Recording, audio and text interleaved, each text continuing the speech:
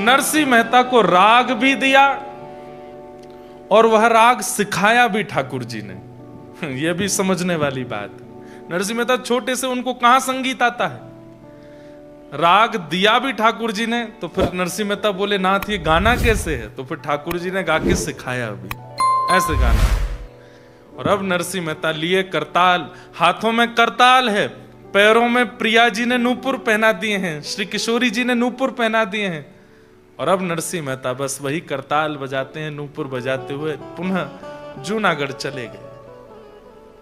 ठाकुर जी ने आज्ञा करके भेजा है कि तुमको अभी भक्ति का प्रचार करना है, इसलिए तुम अभी यहां नुकुंज में नहीं रुको, जाओ वापस। और नरसिंह मेहता वापस जूनागढ़ आ गए। ठाकुर जी का दर्शन हुआ। लौट करके आए नरसिंह मेहता। अब तो जित देखूं उतित श्याममयी, जहां देखते हैं वहीं ठाकुर जी दिखाई देते हैं उनको। कहां जाएं, तो घर गए अपने बड़े भैया के पास, भाभी के पास। जैसे ही पहुंचे, नरसिंह मेहता के वैसे ही चिड़े हुए थे भैया भाभी दोनों। और अब ये पैरों में नूपुर देख करके, हाथ में करताल देख करके, और इनकी वेशभूषा जो भक्तों की सी बनी हुई थी उसको देख करके तो भाभी और भैया दोनों और गुस्सा हो गए। अरे हमने तो सोचा था कि तू मर गया होगा, तो लौट के आ गया फिर से। और ये क्या पहन के, ये घुंघरू पहन करके कहां घूम रहा है, और ये क्या हाथ में ले रखा है। नरसिंह मेहता ने दंडवत प्रणाम किया दोनों भैया भाभी को। ये ठाकुर जी को पुकारवे को यंत्र है, ये करताल है और ये नूपुर है। जब करताल बजाते बजाते, कीर्तन करते करते नृत्य करते हैं, तब नूपुर की ध्वनि बजती है। इससे प्रिया प्रियतम प्रसन्न होते हैं, इसलिए मैं इनको पहन के आया हूं। भैया जोर से उपहास करने लगे, अरे राम राम राम, ये क्या कर रहा है। चल चल, तुझे राजा के पास ले चलता हूं, राजा से कहूंगा वो तुझे थोड़ी नौकरी दे देंगे, 2-4-5 रुपया महीना कमा लेगा, तेरा भी जीवन कट जाएगा। ये सब उतार दे, क्या पहन के घूमता है।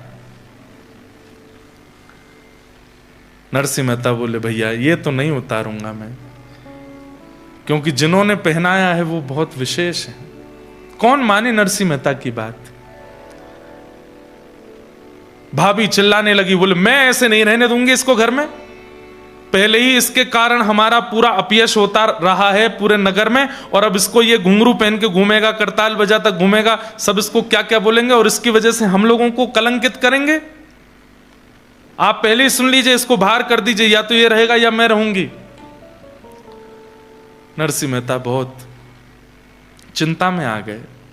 भाभी मां, मैं कोई भार बन के नहीं, ये तो भगवत प्राप्ति के लिए हम सब जीवन में आए हैं, हम सब ने जन्म लिया है, उसी भाव की पूर्ति करना हूं मैं। बंधुओं एक बात ध्यान रखिएगा, हम लोग कई बार बहुत प्रेशराइज कर देते हैं किसी को कि you should wear Tilak and all every day. अच्छी बात है, पहनना ही चाहिए, नित्य तिलक धारण कीजिए, नित्य कंठी पहनिए, नित्य धोती पहनिए। पर कभी कभी ऐसा होता है कि देखिए मेरे साथ ये चीज डिस्टर्बिंग नहीं है, मैं रोज तिलक धारण करूं, रोज कंठी पहनूं, रोज धोती पहनूं, उसमें कोई दिक्कत नहीं, क्योंकि मेरा जीवन भी कृष्ण है, मेरे प्राण भी कृष्ण है, मेरा प्रोफेशन भी कृष्ण है, मेरा सब कुछ कृष्ण बन चुके हैं, इसलिए मुझे इतनी दिक्कत नहीं। पर आजकल के युवा जो कॉलेज भी जाते हैं, अपनी पढ़ाई आदि भी करते हैं, उनको तिलक धारण करने में अगर वहां उपहास सहना पड़ता है, तो या तो वो प्रहलाद जी की तरह, नरसिंह मेहता की तरह इतने बोल्ड बन करके रहें कि तुम चाहे जितना मजाक उड़ाओ, हम फिर भी तिलक धारण करेंगे, हम फिर भी शिखा रखेंगे, हम फिर भी धोती पहनेंगे। लेकिन यदि वो उपहास मन को व्यथित करता हो, तो ऐसी स्थिति में भक्ति का उपहास ना हो, ऐसी क्रिया करनी चाहिए। और वहां आचार्यों ने एक आज्ञा दी है, क्या कि आप हाथ में जल लेकर के, आप अपने गुरुदेव का स्मरण करके और जल का तिलक धारण कर लीजिए। दैट इज इनविजिबल, लोगों को नहीं दिखेगा, ठाकुर जी को तो दिखेगा कि मेरो है, तो वो आप धारण करके जा सकते हैं। लेकिन घर वापस आते ही पुनः आपको तिलक धारण करना पड़ेगा। जो लोगों को तिलक धारण करने की विशेष परम इच्छा चित्त में होती है, उन लोगों के लिए ऐसा कर सकते हैं। या तो वो पहनिए, उसके लिए चाहे लड़ना पड़ जाए, दुनिया से लड़ जाइए, लेकिन फिर भी आप उस उपहास को अगर सह नहीं पाते हैं तो आप इस प्रकार से तिलक धारण कर सकते हैं। नरसिंह मेहता जी ने मन में विचार किया कि अकेले मेरा उपहास होता तो मैं सह लेता, लेकिन यहां पर करताल का, नूपुर का, संकीर्तन का, भक्त भेष का अपराध हो रहा है, ये मैं नहीं सह पाऊंगा। और नरसिंह मेहता ने अपने भैया भाभी को प्रणाम किया, बोले मैं घर छोड़ के जा रहा हूं। तो बोले तू जा रहा है इसमें तेरी भलाई होगी। नहीं नहीं नहीं, हम निकाल रहे हैं, हम तुझे घर से निकाल रहे हैं। सोचिए, बोले अगर ये कह के जाएगा कि मैं जा रहा हूं तो नगर के लोग कहेंगे कि उसने घर छोड़ा, इसमें इसकी भलाई मानी जाएगी। ऐसा करो कि हम तुझे निकाल रहे हैं। और नगर के लोगों को पता चले तो हल्ला करते हुए नरसिंह मेहता को घर से निकाल दिया। सब लोगों ने समझ लिया कि नरसिंह को घर से निकाल दिया है। नरसिंह मेहता जी बोले भैया मेरे तो ठाकुर जी हैं, अब वही मेरा जीवन चलाने वाले हैं, वही मेरी रक्षा करने वाले हैं, देखेंगे क्या होता है। गांव के बाहर एक धर्मशाला थी, उस धर्मशाला में जाके नरसिंह मेहता रहने लगे।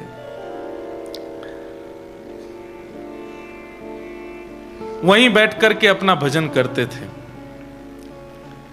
तभी पास के एक गांव में एक ब्राह्मण रहते थे, उनकी बेटी का नाम था मणिक गौरी।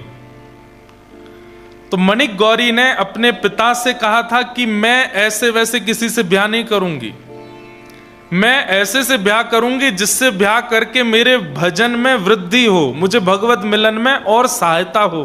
मुझे धनवान नहीं चाहिए, मुझे रूपवान नहीं चाहिए, मुझे साधक भक्त व्यक्ति चाहिए जिससे मैं ब्याह करूं। पिताजी बोले ऐसा लड़का कहां मिलेगा, जगह जगह ढूंढते रहे, कहीं नहीं मिला। तो उन पिता ने ठाकुर जी की आराधना की, ध्यान से सुनिएगा, खूब आराधना की और कहा कि मेरी पुत्री जैसा वर चाहती है वैसा वर इस संसार में मिलेगा। एक दिन ठाकुर जी पहुंच गए स्वप्न में और उनसे जाकर के बोले पास का एक स्थान है जूनागढ़, बोले हाँ, वहां धर्मशाला में एक रहता है नागर वंशीय ब्राह्मण है, उसका नाम है नरसिंह मेहता, तुम्हारी बेटी का उससे ब्याह कर दो। सोचिए, everything is designed and scripted by Thakur ji of Narsingh Mehta. हम लोग अपने जीवन का निर्माण स्वयं करते हैं, इसलिए जीवन में आने वाली विपत्ति भी हमको ही सहनी पड़ती है। लेकिन नरसिंह मेहता ने ऐसा समर्पण किया है ठाकुर जी को कि सब कुछ ठाकुर जी डिजाइन कर रहे हैं। क्या खाना है, क्या पहनना है, कहां जाना है, किससे मिलना है, कब बैठना है, ये सब कुछ ठाकुर जी डिसाइड कर रहे हैं। यही असली भक्त का स्वरूप होता है। मैं बहुत प्रशंसा के रूप में नहीं कह रहा हूं या अभिमानवश नहीं कह रहा हूं, पर हमने भी अपने लाल जी को अपना जीवन अर्पित कर रखा है। वो जैसा चाहते हैं वही होता है। उनकी इच्छा के बिना इस तन के ऊपर वस्त्र भी नहीं आता, ये निश्चित बात है।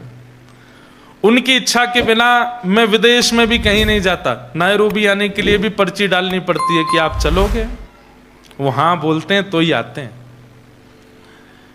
और भी जहां कथाएं होने ही हैं सब जगह की, भारत में तो अब नहीं जाते लाल जी, अब विवाह के बाद लाल जी का विवाह हो गया, तब से लाल जी घर विराजने की ज्यादा संभावना।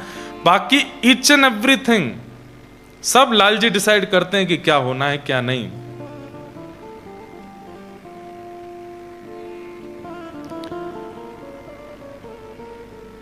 ईच एंड एवरीथिंग मतलब ईच एंड एवरीथिंग।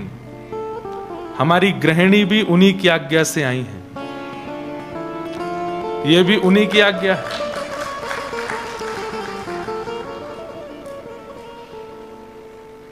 अब जीवन में जो कुछ भी है सब उन्हीं की आज्ञा है। ये गाड़ी लें नहीं लें, यहां पे जाएं नहीं जाएं, यहां घर बनाएं नहीं बनाएं, उससे मिलें नहीं मिलें, सब कुछ ठाकुर जी डिसाइड करते हैं। और यही जीवन होना चाहिए, ऐसा ही होना चाहिए। उसमें अपने को एक चीज होती है कि जब सब कुछ ठाकुर जी ने विचार करके दिया है तो उसमें होने वाली आपत्ति विपत्ति संपत्ति वह सब भी ठाकुर जी की जिम्मेवारी है। वो देखेंगे, वो संभालेंगे।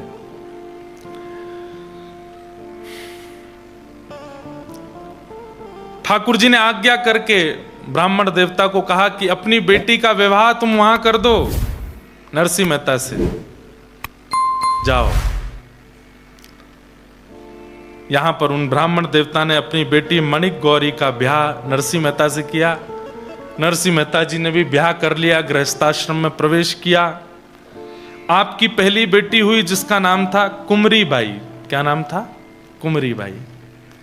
ब्याह के 2 साल बाद प्रथम पुत्री हुई कुमरी बाई, जिसको आप नन्ही नन्ही कह के बुलाते थे। क्या बोलते थे? नन्ही। जैसे बालक, पिता अपने बालक को प्यार से बुलाता, तो ऐसे ही नन्ही नन्ही बोलते थे। उसी से उनका फिर कालांतर में नाम नानी हो गया और सब उनको नानी बाई बोलने लगे। और वही कथा फिर कल आएगी, नानी बाई नो मायरो, जिनका भात भरने के लिए स्वयं ठाकुर जी गए थे। ये वही नन्ही नन्ही बाई, इनका नाम क्या था? कुमरी बाई, असली नाम कुमरी बाई। नरसिंह मेहता जी के फिर दूसरे एक पुत्र हुए, उनका नाम था श्यामल दास। इनकी बारात में भी ठाकुर जी गए थे। कितना सुंदर प्रसंग है, अभी सोच के मुझे गूज़बम्स हो रहे हैं। इनकी बारात भी ठाकुर जी लेके गए थे। सब कुछ नरसिंह मेहता के जीवन में अपना कुछ है ही नहीं, सब ठाकुर जी कर रहे हैं। और तीसरी इनकी एक पुत्री हुई, उनका नाम था रत्नाबाई। ये 3 संतान हुई नरसिंह मेहता की। धर्मशाला में रहते थे छोटे छोटे बच्चे। तो एक दिन पत्नी ने कहा, हम भक्ति करते हैं, भजन करते हैं, ठाकुर जी की सेवा करते हैं, आप प्रवचन करते हो। अपनी पत्नी बच्चों को प्रवचन सुनाते थे नरसिंह मेहता, और फिर कीर्तन करते थे। बोले सब अच्छा है, पर ये धर्मशाला में बच्चे रहते हैं, मैं रहती हूं, कोई भी आ जाता है, कोई भी, तो इससे थोड़ा मुझे लगता है कि कैसे करें, कहीं हम घर नहीं बना सकते। नरसिंह मेहता बोले, देखो देवी, हम अपने लिए घर बनाएं ये हमारा स्वभाव नहीं, ठाकुर जी के लिए घर बनेगा और ठाकुर जी कृपा करेंगे तो ठाकुर जी के लिए घर बनेगा। अब जब तक ठाकुर जी को धर्मशाला में बढ़िया लग रहा है तब तक रहेंगे, जब ठाकुर जी की इच्छा होगी तो घर में भी जाएंगे। मतलब इतनी सी भी अपनी इच्छा नहीं है, ठाकुर जी की इच्छा। तभी एक सेठ उस धर्मशाला में आए, नरसिंह मेहता जी से मिले, उनका प्रवचन सुना। प्रवचन सुन के बड़े प्रसन्न हुए, दक्षिणा प्रदान की। नरसिंह मेहता जी की पत्नी ने भोजन बना करके उनको पवाया। वो सेठ जी बोले, मैं बहुत प्रसन्न हूं नरसिंह जी, आप यदि आज्ञा करें तो मैं आपको जूनागढ़ में जगह खरीद के घर बनवा के दे दूं। पत्नी की तो आंख खुल गई, बोले कि बोल दो, ठाकुर जी ने भेजा है। नरसिंह मेहता बोले, देखो हमको तो घर नहीं चाहिए, हमको तो कहीं नहीं रहना है, पर ठाकुर जी चाहेंगे तो। बोले नहीं नहीं, ठाकुर जी ही चाह रहे हैं, इसीलिए हम आपसे कह रहे हैं। खूब कहा। नरसिंह मेहता बोले, मैं कैसे मान लूं कि ठाकुर जी चाह रहे हैं। बहुत देर तक तो वो सेठ जी बताते रहे कई बात, लेकिन नरसिंह मेहता नहीं माने। अंत में आकर के उन्होंने अपना असली रूप दिखाया। वो कोई और नहीं, श्री अक्रूर जी महाराज थे, जो भगवान को वृंदावन से मथुरा लेकर के गए थे, ठाकुर जी के काका जी। अक्रूर जी जब प्रकट हुए देव रूप, जब नरसिंह मेहता ने देखा, बोले आप कौन है? बोले मैं अक्रूर हूं, ठाकुर जी को मथुरा से, वृंदावन से मथुरा में ही लाया था, वहां से फिर यहाँ द्वारिका में भी मैं हूं, मैं काका हूं ठाकुर जी का। ठाकुर जी ने ही मुझे भेजा है कि नरसिंह के लिए एक भवन निर्माण करो, आपकी कुछ रिक्वायरमेंट बता दो। नरसिंह मेहता बोले, हमारी तो एक ही रिक्वायरमेंट है कि हमारे घर में कोई भी आवे तो उसको ये ना लगे कि ये घर है, उसको ये लगे ये तो कोई मंदिर है, उसको ये लगे ये तो कोई साधना का स्थान है, उसको ये लगे यहाँ संत कभी भी रह सकते हैं, संत निवास होना चाहिए, ठाकुर जी के कीर्तन का स्थान होना चाहिए, यज्ञ मंडप होना चाहिए, भोजनशाला होनी चाहिए, सेवा के लिए कोई भी राहगीर, क्योंकि जूनागढ़ बीच में है, एक तरफ सोमनाथ दूसरी तरफ द्वारिका, तो दर्शनार्थी आते जाते रहते हैं। दर्शनार्थियों की रहने की उत्तम व्यवस्था, उनकी सेवा की, मतलब अपने लिए कुछ नहीं चाहिए, ऐसा भवन बनाओ। अक्रूर जी महाराज द्वारिका के एक प्रकार से छोटे सेनापति हैं, वो ऐसा भवन निर्माण कराया उन्होंने कि जूनागढ़ के लोगों की आंखें खुली रह गईं। अद्भुत भवन। लेकिन नरसिंह मेहता वहां जैसे ही पहुंचे, जाकर के प्रणाम किया, ठाकुर जी को विराजमान किया, पत्नी बच्चों के साथ प्रवेश किए, रात भर सोए नहीं। पत्नी बोली, क्या हुआ? मन नहीं लग रहा है। क्यों? अरे इस घर में हम रह रहे हैं तो ऐसा लग रहा है हम स्वामी हैं इस घर के, कोई होना चाहिए साथ में, कोई साधु, कोई महात्मा, कोई साधक, कोई भक्त, वो रहे हमारे साथ। तभी जूनागढ़ में कुछ सूरदासों का आगमन हुआ। सूरदास जानते हैं जिनके नेत्र नहीं होते। ऐसे 16-17 सूरदास आए, ध्यान से सुनिएगा, जो एक दूसरे का कंधा पकड़ के चलते थे, दिखाई नहीं देता था। आगे वाला छड़ी पकड़ के चलता, बाकी सब उसके एक दूसरे के कंधे पकड़ लेते। और इनका काम क्या था सूरदासों का? घर हर द्वार पर जाते और मंजीरा बजा करके कीर्तन करते। घर के व्यक्ति की अगर श्रद्धा होती तो वो इनको भोजन दे देता, दक्षिणा दे देता, खा पी करके वहीं गुजर बसर कर लेते। फिर दूसरे घर में जाते, वहां थोड़ी देर कीर्तन करते। ऐसे एक दिन नरसिंह मेहता ने घर के बाहर देखा तो 17 सूरदास एक दूसरे के पीछे कंधा पे हाथ धरे चल रहे थे, हाथ में मंजीरा, करताल, कीर्तन जैसे ही करने लगे नरसिंह मेहता के द्वार के बाहर, तुरंत अपनी पत्नी के साथ गए, सबके चरण वंदन किए, चरण धोए, चरण धो करके माला पहनाई। नरसिंह मेहता बोले, आप सब कौन हैं? बोले, हम सब सूरदास हैं, ठाकुर जी का कीर्तन करते हैं, घर घर के बाहर जाकर के कीर्तन करते हैं, फिर जो मिल जाता है उससे पाते हैं। बोले, आप ठाकुर जी की प्राप्ति के लिए भजन करते हो कि भोजन के लिए भजन करते हो? तो उन्होंने कहा, अभी तो भोजन के लिए कर रहे हैं, पर भोजन सहज ही मिल जाएगा तो ठाकुर जी के लिए करने लगेंगे। नरसिंह मेहता बोले, तो आप सही जगह आए हो, आज से ये भवन आपका है और आप यहीं रहेंगे हमारे साथ। सबकी उम्र पूछी, सुनिएगा ध्यान से, क्यों उम्र पूछी? बोले, नरसिंह मेहता से जो छोटे हैं वो सब छोटे भाई और जो बड़े हैं वो सब बड़े भाई, और तो परिवार है नहीं, यही मेरा परिवार। पत्नी से कहा, ये जेठ हैं, ये 3-4 जो हैं, और ये बाकी के जो हैं तुम्हारे देवर हैं, इनसे घूंघट करके रहना, इनको रोज प्रणाम करना। और पत्नी भी उसी भावना से उन सबको प्रणाम करती। गली मोहल्ले के लोग पूछते, अरे नरसिंह ये कौन है? बोले, रिश्तेदार हैं हमारे। अच्छा, दूर के होंगे? बोले, दूर के नहीं है, सबसे करीब के हैं, सबसे करीब के हैं। बोले, अच्छा, किनके बालक हैं? बोले, ठाकुर जी के बालक हैं, ठाकुर जी हमारे प्राण हैं और उनके ये सब बालक हैं, इसलिए हमारे सबसे करीबी हैं। अंतिम दिन तक, नरसिंह मेहता जी के अंतिम दिन तक ये सारे सूरदास उनके साथ ही रहे। एक दिन भी सूरदासों को दूर नहीं किया नरसिंह मेहता जी। नरसिंह मेहता कभी कभी उन सूरदासों के सामने बैठ करके कहते, आप कितने भाग्यशाली हो। बोले, क्यों? ठाकुर जी ने आपको नेत्र नहीं दिए। बोले, ये इसमें भाग्य क्या है हमारा?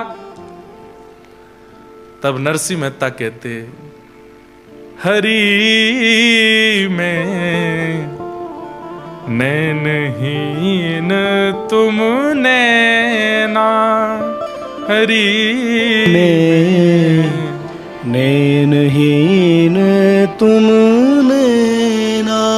मैं नैनहीन हूं, इसका मतलब क्या है? मेरे नेत्र ठाकुर जी आप ही हो। थाम उंगरिया जौन डगरिया, थाम उंगरिया जौन डगरिया, थाम उंगरिया जौन डगरिया, थाम उंगरिया जौन डगरिया। ले चालो तुम जानो, ले चालो तुम जानो, हरि में नैनहीन तुम नैना, हरि में नैनहीन तुम नैना। मैं नैनहीन हूं पर मेरे नेत्र आप हो। और नेत्रों का काम है वो अच्छे स्थान को देख के हमको वहां ले चलते हैं। मेरे नेत्र ही जब ठाकुर जी आप बन जाओगे तो थाम उंगरिया जोन डगरिया, ले चालो तुम जानो, हरि में नैनहीन तुम नैना। आप लोग प्रेम से मेरे घर पर निवास कीजिए, आपका ही स्थान है। और नरसिंह मेहता उनके साथ में भाव से रहने लगे। भाई ने घर से तो निकाल दिया था नरसिंह मेहता जी को, लेकिन साल में एक बार नरसिंह मेहता जी के पिताजी का श्राद्ध होता था। उस श्राद्ध में बड़े भैया इनको कहते थे कि उसमें तुम आ सकते हो, बाकी तुम साल भर मत आना, पर पिताजी का माताजी का श्राद्ध होता है उसमें आ सकते हो। तो नरसिंह मेहता हर साल अपने बड़े भैया के घर केवल श्राद्ध में जाते थे, पिताजी का श्राद्ध करने के लिए।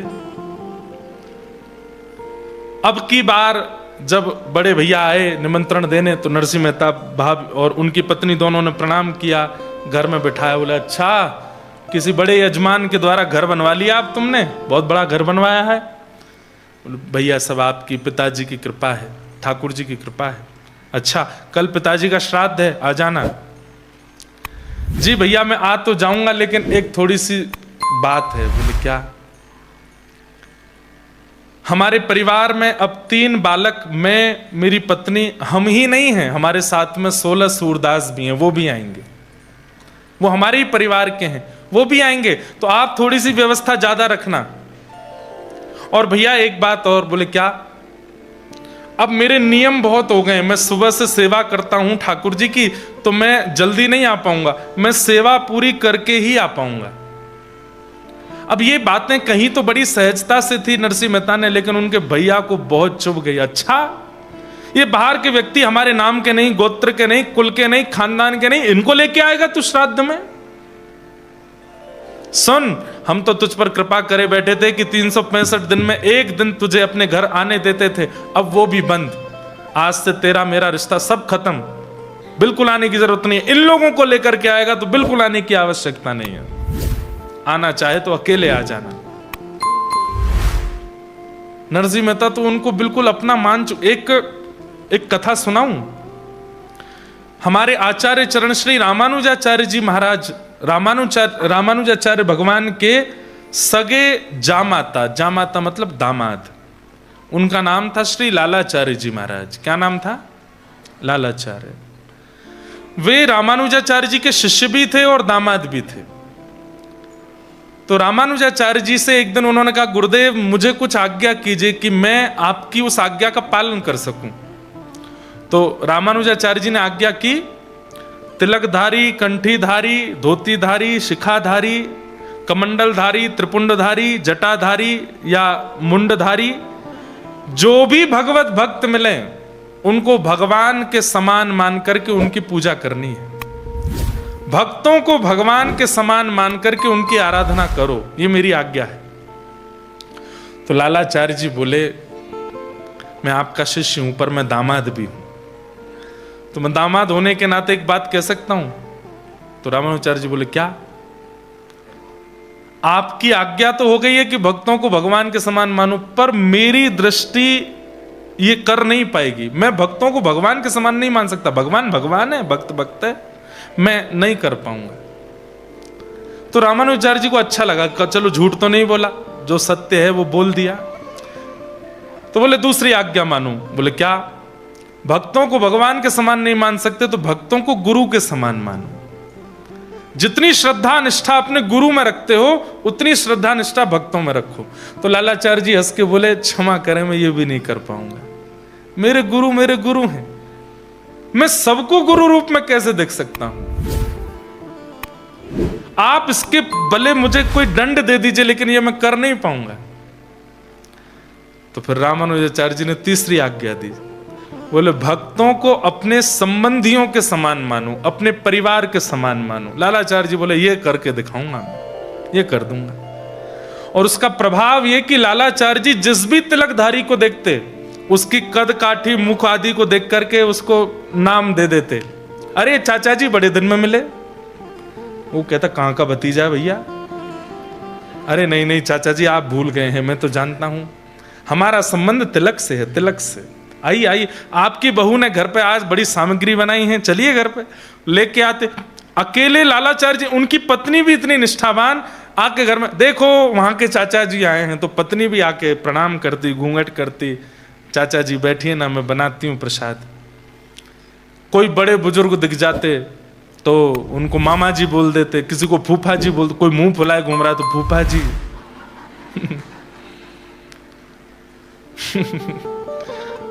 I'm sorry to all फूफाजीज whoever is sitting in this hall.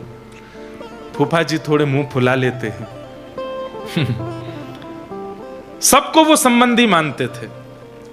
पूरे नगर में चर्चा था कि लालाचार्य जी की भक्ति देखो, ये सब तिलकधारियों को अपना संबंधी मानते हैं। कभी कभी तो इनकी पत्नी की सहेलियां वो उनसे मजाक विनोद कर देती, अरे घूंघट कर ले, क्यों क्या पता तेरे दादा ससुर आ रहे हो सामने से, देख तिलकधारी आ रहा है कोई, तो वो वास्तव में घूंघट ही कर लेती, बोले हाँ तूने बढ़िया याद दिलाया, दादा ससुर ही है। एक बार ऐसा हुआ कि कावेरी नदी में एक शव बहता जा रहा था और उस शव के गले में कंठी माला थी, और तभी इनकी पत्नी जल भर रही थी, तो विनोद में फिर से सखियों ने कहा, अरे अरे देख कहीं तेरा देवर तो नहीं जा रहा मरा हुआ, देख किसी का शव बहता हुआ जा रहा है, गले में कंठी माला है। और इस बात को सुनकर के वो इतनी व्याकुल हो गई कि रोते रोते अपने पति के पास गई और जाकर के कहा, लालाचार्य जी कंठी माला पहने एक शव बहता हुआ जा रहा है। सबने कहा वो मेरे देवर तो नहीं, कंठी है गले में। तो ये बात सुनते ही कि कंठी गले में है और वो शव है, मतलब मृत्यु हो चुकी है, लालाचार्य जी इतना रोए इतना रोए। अरे मेरे छोटे भाई चले, अभी तक देखा भी नहीं है उनको। ये नाटक नहीं हो सकता, ये वास्तविकता है। इतना रोए व्याकुल हो गए, दौड़ करके गए, जाकर के उनका शव निकाला, 2-4 लोगों की मदद से अपने घर ले आए। किसी अन्य के शव को अपना घर कैसे ला सकता है कोई? घर ला करके पुरोहित जी को बुलाया, बोले कि इनका सब करवाइए संस्कार। पुरोहित जी बोले इनका नाम गोत्र तुम्हारे, बोले जो मेरा गोत्र है वही गोत्र है, और जिनका कोई गोत्र नहीं तो तिलकधारी कंठीधारी अच्युत गोत्र है। पुरोहित जी ने कहा भैया मैं नहीं कराऊंगा इनका अंतिम संस्कार। जैसे तैसे एक ब्राह्मण मिला, उसने संस्कार कराया। 13 दिन तक 10 गात्र किए, जो हमारे रिचुअल्स में होता है। 13 दिन बाद ब्राह्मण भोज रखा घर पर, एक भी ब्राह्मण नहीं आया। बोले कुल ये अपनी भक्ति अपने रखे अपने पास, कुल का नहीं, जाति का नहीं, खानदान का नहीं, उसका भोजन करने जाएंगे हम? तो लालाचार्य जी रोते हुए रामानुजाचार्य जी के पास गए, बोले मैंने तो आपकी आज्ञा का पालन किया था, पर यह संसार उस आज्ञा को पूर्ण होने नहीं दे रहा है।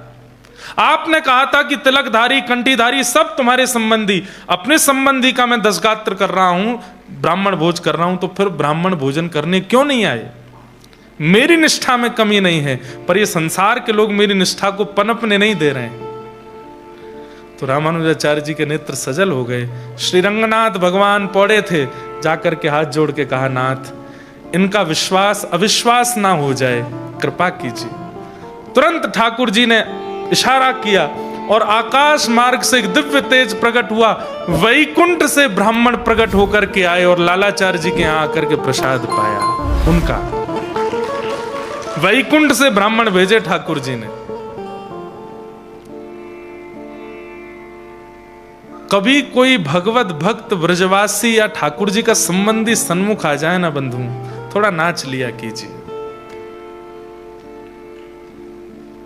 आज के दिवस की मैं जाऊं बलिहारा, मेरे घर आया राधा रमण जू का प्यारा, मेरे घर आया राजा रमण जू का प्यारा। आज के दिवस की मैं, आज के दिवस की मैं, आज के दिवस की मैं, आज के दिवस की मैं जाऊं बलिहारा, मेरे घर आया राजा राम जी का प्यारा, मेरे घर आया राजा राम जी का प्यारा।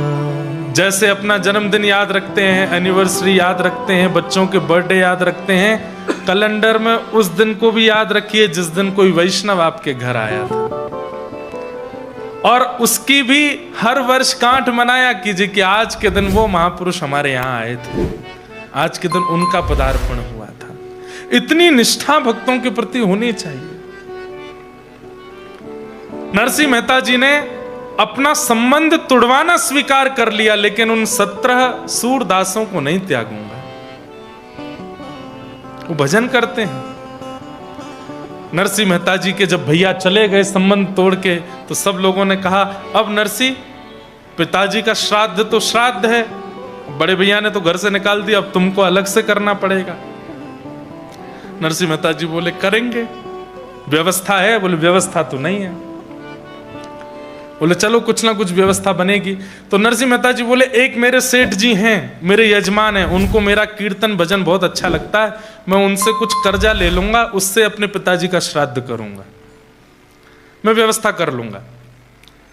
उससे पहले ब्राह्मणों को निमंत्रण दे आता हूं, और देवी तुम रसोई घर तैयार रखना, सेठ जी से कर्जा लेकर के आऊंगा, सामग्री ले लेंगे और फिर पिताजी का श्राद्ध हम लोग यहीं कर लेंगे। यहां पर बंधुओं, जब व्यक्ति विपरीत होते हैं ना,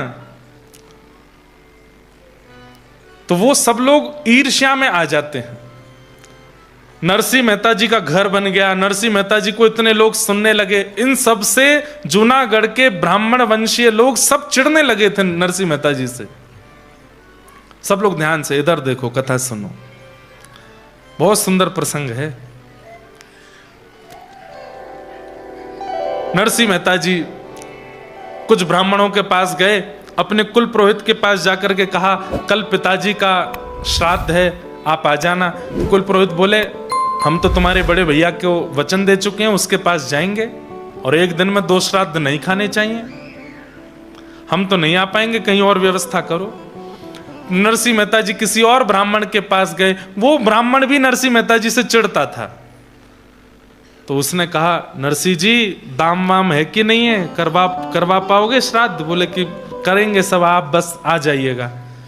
बोले ब्राह्मण भोजन के लिए कुछ व्यवस्था? बोले कि हाँ 4-5 ब्राह्मणों को तो भोजन पवा देंगे, आप आज्ञा कर दीजिए किनको निमंत्रण देना। बोले तुम क्या जाओगे निमंत्रण, मैं ही बुला लाऊंगा अपने साथ, तुम जाके बस व्यवस्था करो। नरसिंह जी बोले बड़ी कृपा, आप 5 ब्राह्मणों को लेके आ जाइएगा कल।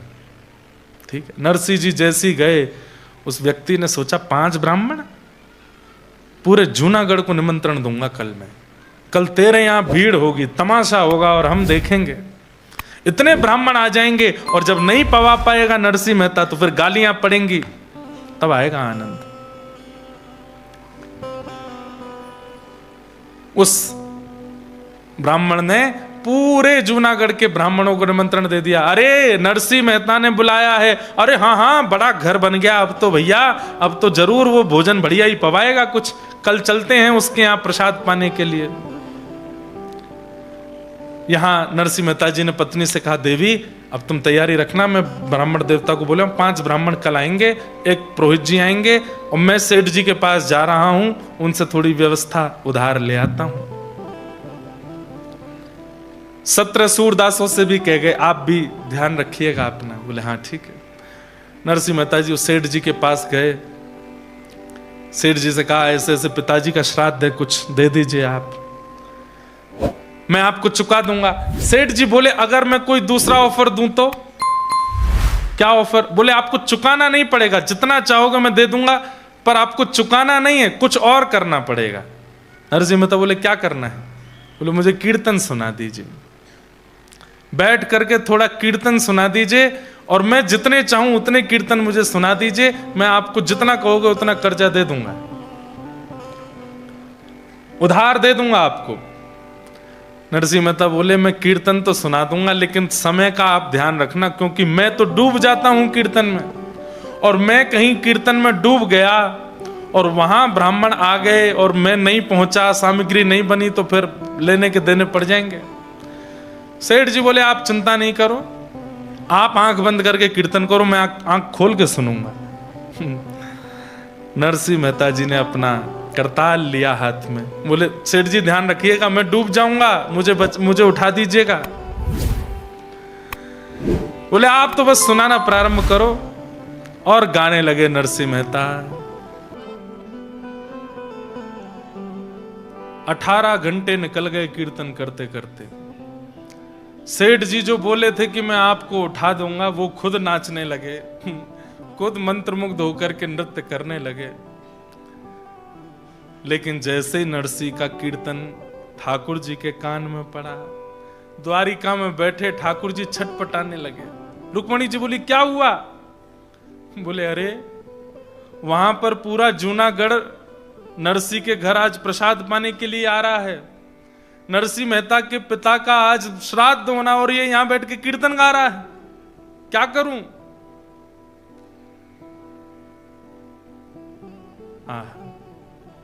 अपने जन के कारण ठाकुर जी रूप बदलते हैं। कभी ठाकुर जी कोई बन के आते हैं, कभी कोई बन के आते हैं, कभी कोई बन के आते हैं, पर इस कलिकाल में एकमात्र ऐसे नरसी मेहता हैं या फिर श्री जयदेव महाप्रभु हैं जिन दो लोगों का रूप ठाकुर जी ने धारण किया। और आज नरसी मेहता बनकर के स्वयं ठाकुर जी उनके घर पहुंच गए। नरसी मेहता बनकर के ठाकुर जी आ गए। वहां नरसी जी कीर्तन कर रहे हैं, दोनों भुजा उठा करके। नरसी मेहता जैसे ही आए तो ठाकुर जी आए हैं, नरसी मेहता नहीं है।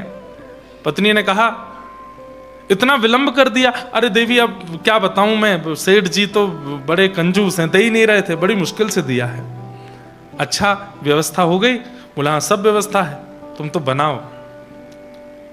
उन 17 सूरदासों को भी ठाकुर जी ने जाकर के एक एक काम दे दिया। तुम धनिया काटो, तुम मिर्च काटो, तुम ये काटो।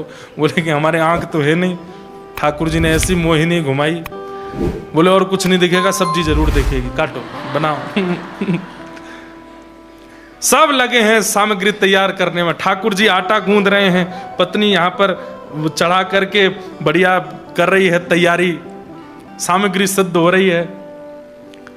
पत्नी बोली इतनी सामग्री क्यों बनवा रहे हैं? 5 ब्राह्मण आने वाले हैं। अब बोले देवी सेठ जी ने ज्यादा पैसा दे दिया है, तो मैं तो रखता नहीं हूं, तुम मेरा स्वभाव जानती हो, तो जितना दिया है उतने की सामग्री बना देते हैं, जितने ब्राह्मण पा जाएंगे अच्छा, बाकियों को बंटवा देंगे। क्योंकि ठाकुर जी तो जानते थे 4000 आने वाले हैं। सुबह का समय हुआ, सामग्री बनकर के सिद्ध बिल्कुल तैयार हो गई। ठाकुर जी सिर पर स्वापा बांध के, नरसी मेहता तो नहीं है, ठाकुर जी हैं। सब ब्राह्मण आए, अरे नरसी कहां हो? ठाकुर जी निकल के बाहर आए, आकर के पत्नी सहित सब ब्राह्मणों को दंडवत प्रणाम किया। नजर उठा के देखी तो जहां तक दृष्टि जा रही है ब्राह्मण ही ब्राह्मण। देवी बोली आपने तो कहा था 5 आने वाले। बोले मुझे पता था इतने आएंगे। वो तो बढ़िया हुआ, सेठ जी ने जितने पैसे दिए सबकी सामग्री बनी। देवी देखो सबको प्रसादी पवानी है, अब तुम जल्दी तैयारी करो, मैं पिताजी का श्राद्ध कर दूं। बंधुओं, नरसी मेहता का सौभाग्य है कि उनके घर ठाकुर जी आए, पर मुझे लगता है कि उनके पिता का कितना सौभाग्य है कि प्राण निकलने के बाद ठाकुर जी आज उनका तर्पण कर रहे हैं, आज ठाकुर जी उनका श्राद्ध कर रहे हैं। आज वैकुंठ में बैठे नरसी मेहता के पिता भी नृत्य कर रहे हैं कि अरे वाह रे नरसी, तेरे भक्ति के कारण आज मेरा श्राद्ध। कहते हैं पुत्र के द्वारा श्राद्ध होने से पितृ मुक्त हो जाते हैं, पिता प्रसन्न होता है, दादा प्रसन्न होते हैं। ठाकुर जी श्राद्ध कर रहे हैं। ठाकुर जी ने श्राद्ध किया विधिवत, जैसे श्राद्ध होता है बिल्कुल वैसे श्राद्ध किया। श्राद्ध के बाद में ब्राह्मणों को बैठाया। सब ब्राह्मण बोले नरसी कुछ है कि बस पूड़ियों पे ही जीना पड़ेगा? अरे नहीं नहीं, आपकी सब कृपा विराजी है ना। सबके लिए पाटे बिछाए गए, सबके आगे पत्तल लगाई। ठाकुर जी ने कमर पर फेंटा बांधा, लिए पत्नी के साथ परोसने लगे। 17 सूरदास बैठे थे। ठाकुर जी तुम क्या कर रहे हो? हम कैसे परोसेंगे? बोले तुमको केवल परोसने वाली पत्तल दिखेगी और कुछ नहीं दिखेगा, चलो। ऐसा भाव है नहीं, मुझको लगता है ठाकुर जी ने किया तो होगा, कहीं लिखा नहीं है, लेकिन मेरे मन में आया जब मैं इस भाव को पढ़ रहा था तो मेरे मन में आया कि ठाकुर जी ने जरूर उन 17 के साथ भी लीला तो करी होगी। सबको प्रसाद, एक नहीं 2-2 4-4 सब्जियां बनी है, 2-2 3-3 प्रकार की पूड़ियां बनी है, अमरस बना है, रायता बना है, और सब इतना स्वादिष्ट क्यों? ठाकुर जी अपने हाथ से लेकर के आए। जिनके हस्त कमलों में अमृत साक्षात विद्यमान है, ऐसे ठाकुर जी अपने हाथ से परोस रहे। ब्राह्मण पा करके बस कहते हैं, हमारे नाथ द्वार में एक बाबा हैं, सबको मिलते नहीं है, बहुत कम लोगों से मिलते हैं, ब्रज के हैं। मैं उनके पास गया तो मेरे से बोले लाला हाथ आगे कर, और बड़े आनंद में रहते हैं। वो खूब डांट फटकार भी देते हैं, मुझे भी खूब डांट देते हैं जब मैं जाता हूं, हर कोई उनको सह भी नहीं पाएगा। तो मैं गया, पहले तो 3 घंटा मेरी परीक्षा ली, भागवत जी के श्लोक पढ़ो, सुबोधनी जी पढ़ो। 3 घंटा बाद मुझसे बोले चलो हाथ आगे करो। हाथ आगे किया तो कुछ प्रसादी दी, पा के बताओ ठाकुर जी ने अरोगा कि नहीं। पूछने का तरीका देखिए, हम लोग सामग्री बना के पूछते हैं कि बताओ अच्छी बनी कि नहीं, वो क्या पूछ रहे हैं, बताओ ठाकुर जी ने पाया कि नहीं, पा के बताओ। मतलब इसके स्वाद से ये बताओ कि ठाकुर जी ने भोग लगाया कि नहीं। तो मैंने पाया, मैंने कहा हाँ बाबा अच्छा है, ठाकुर जी ने पायो है। तो बोले झूठ बोल लो है, नहीं पायो ठाकुर जी। दूसरी सामग्री दी, मैंने पाई, मैंने कहा ये तो ठाकुर जी ने भोग लगाई। बोले ना ये भी भोग नहीं लगाई। तीसरी सामग्री जो उन्होंने दी पता नहीं क्या थी, मुझे याद नहीं, पर वो पाते ही मेरे नेत्र बंद हो गए और मैं पाने में व्यस्त हो गया। तो फिर बोले ये ठाकुर जी ने पायो है, ये ठाकुर जी ने अरोगो है। जहां बता दिया गया हो, वृंदावन से लौट करके अनुभव बता दिया गया हो, तो समझो वृंदावन नहीं गए थे। और वृंदावन से आकर के अनुभव बता नहीं पाए हो, तब समझो कि हाँ वृंदावन से आए हो। कथा कैसी लगी? अच्छी लगी, बहुत अच्छी थी, बहुत बढ़िया। इतना सब बता दिया गया तो समझो कि कथा सुनी नहीं, पर कथा कैसी लगी? बोले बस शब्द नहीं है, वो ये सुनी कथा। आज ऐसा प्रसाद बना है कि सब ब्राह्मण सिर हिला रहे हैं, वारे नरसी वारे नरसी। जो सब चिढ़ के मारे आए थे, सब प्रसाद पाकर के मुरीद हो गए नरसिंह मेहता जी के। सब अपने दोनों भुजा उठा के आशीर्वाद देने लगे। बोले अरे नरसी तेने तो इतना तृप्त कर दिया है भैया, ठाकुर जी तेरा खूब भलो करें, तू खूब ऐसी आनंद करे। 2-4 चिड़े हुए तब भी बैठे थे। बोले अरे अभी क्या, अभी तो भोजन पाया, अभी दक्षिणा की बारी है, देखते हैं दक्षिणा क्या देगा। पत्नी की भी चिंता हुई, ठाकुर जी को भीतर लेके गई, सुनिए प्रसाद तो पवा दिया, अब दक्षिणा कैसे बांटेंगे।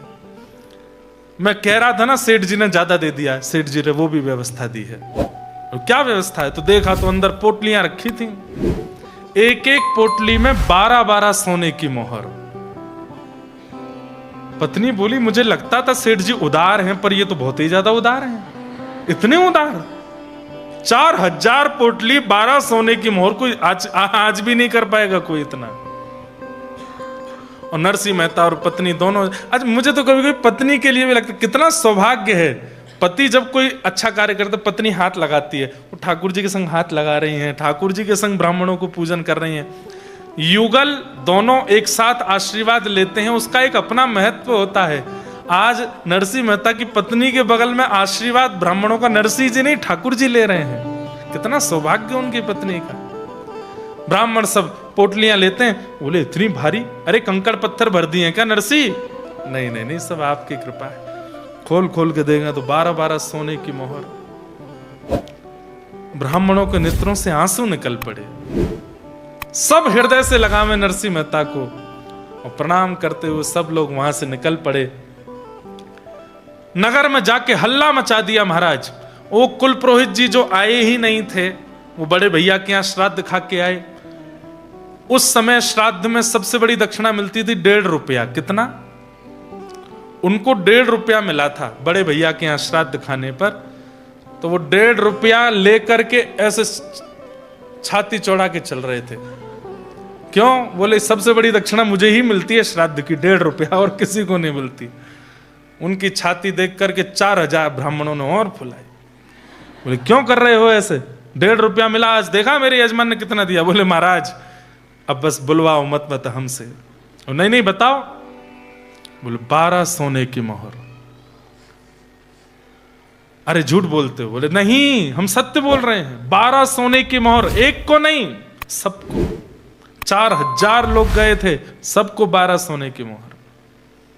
घिस घिस करके देख रहे हैं कहीं सोना झूठा तो नहीं है, ये तो नहीं, सब बिल्कुल सत्य निकला। बोले कैसे हो गया? मैं क्यों नहीं गया नरसिंह के यहां प्रसाद पाने? यहां नरसिंह मेहता ने सब करा। अब पत्नी से बोले देवी अब चलो मुझे भोजन कराओ। पत्नी ने भोजन की थाली लगाई, थाली लगा करके ठाकुर जी पा रहे हैं। पाने के बाद खूब सारा पाया, और पाने के बाद पति थाली में थोड़ा छोड़ दे तो पत्नी उसमें पा लेती है, ऐसा पूर्व में होता रहा है। पत्नी दूसरी थाली नहीं लगाती, वो पति की थाली में ही पा लेती है। ठाकुर जी का अधरामृत बचा है, ठाकुर जी ने सब पाया। वो देवी अब तुम पालो, मैं हस्त प्रक्षालन करके आता हूं। और ठाकुर जी प्रसाद पा करके उठे, उठ करके हस्त प्रक्षालन करने गए। वो बोले ध्यान लगा के देखूं नरसी कर क्या रहा है। देखा तो नरसी जी अभी भी नाच रहे हैं करताल लेकर के।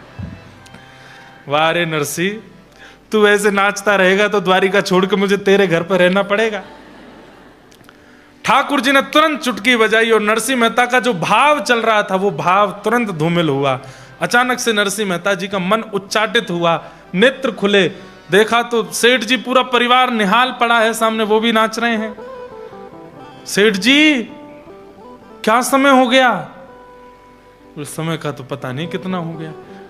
बाहर जाके पूछा, बोले कि भैया हमारा कीर्तन कितनी देर से? बोले कम से कम 20-25 घंटे हो गए भैया, कल सुबह शाम को शुरू किया, आज की शाम हो गई है।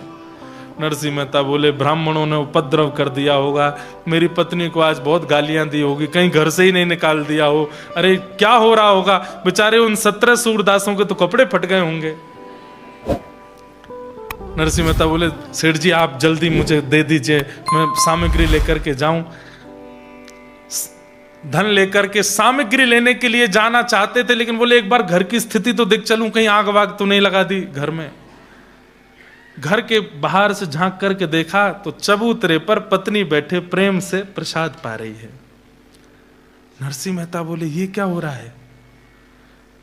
हो सकता है पीछे से कोई व्यवस्था हो गई हो, ये प्रसाद कैसे पा रही है? और ये प्रसन्न भी लग रही है दूर से देखने में। नरसिंह मेहता तुरंत गए और जाकर के बोले देवी। हाँ जी आ गए, हाथ धो के आओ बैठो। नहीं देवी मुझे पता है तुम क्रोध में बोल रही हो, मुझे 24 घंटा हो गया, मेरे से गलती हो गई। ब्राह्मणों ने ज्यादा कुछ तो नहीं कहा ना, घर में वो 17 सूरदास भी ठीक है ना, घर की स्थिति तो कोई क्या बोल रहे हो आप, ये सब क्या कह रहे हो? अरे मैं कल सेठ जी के यहां गया था देवी, पूरी रात कीर्तन चलता रहा, पूरा दिन अभी जाके कीर्तन विश्राम हुआ और मैं आया हूं। पत्नी ने जैसी ये बात सुनी बोले आप क्या बोल रहे हैं?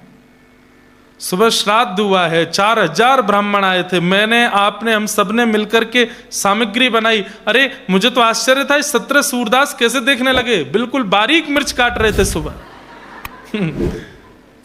आप क्या कह रहे हैं? नरसिंह मेहता समझ गए मैं नहीं था, बैठ गए। बोले मुझे आज का पूरा दिन याद दिलाना देवी, याद नहीं आ रहा क्या हुआ था आज। पूरा वृत्तांत वो बताती जा रही है और नरसिंह मेहता के नेत्रों से अश्रु आते जा रहे हैं। नेत्र खोल करके अपनी पत्नी का हाथ पकड़ करके बोले मैंने कहाँ छुआ था सुबह तुम्हें? बोले आपने ये हाथ पकड़ा था। वो हाथ लेकर के अपने सिर से लगाने लगे। बोले देवी मैं नहीं था, द्वारिकाधीश आए थे, मैं तो 24 घंटे से वहीं था, ठाकुर जी आए थे, मुझे दिखाओ वो कहां बैठे थे। पत्नी होश खो बैठी, बोले आप सत्य बोल रहे हैं? बोले हाँ मैं सत्य में मैं नहीं था, मैं सेठ जी से पूछवा दूंगा, द्वारिकाधीश आए थे। पत्नी ने बताया यहां बैठे थे, यहां चल रहे थे, फेंटा बांध करके सब्जी बना रहे थे, सबको परोस रहे थे। 12-12 सोने की मोहर ब्राह्मणों को दक्षिणा में दी। नरसिंह मेहता और उनकी पत्नी उन स्थानों को ही प्रणाम कर रहे हैं, उन स्थानों को ही लिपट रहे हैं, बार बार रज उठा के अपने माथे से लगा रहे हैं। हे द्वारिकाधीश बड़ी कृपा आपकी, कैसी कृपा आपने हम पर की है, आप आए थे, आप ही सब क्रिया करके गए। ऐसे श्याम सुंदर। हाँ